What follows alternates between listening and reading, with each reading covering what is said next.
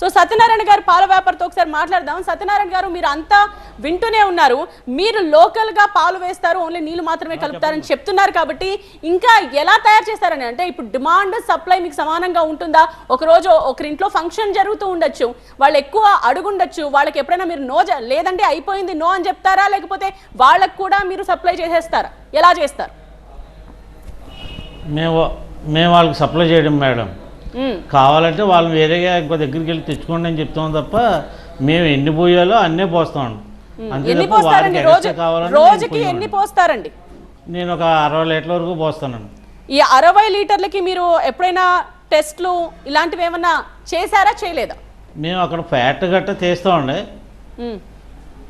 మేము కేంద్రం దగ్గర ఫ్యాట్లు చేస్తాం, ఇంటికాడ ఫ్యాట్లు చేస్తాం, వాటర్ ఎంత పడ్డదో చూస్తాం, ఎస్ఎన్ఎఫ్ ఎంత పడ్డదో చూస్తాం.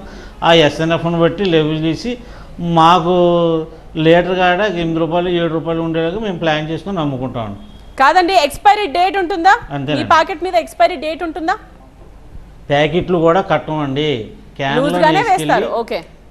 కానీ అలా లూజ్ గా వేయడం వల్ల బ్యాక్టీరియా పెరుగుతుంది అని చెప్తున్నారు కదండి, అది కరెక్ట్ కాదని చెప్తున్నారు కదా.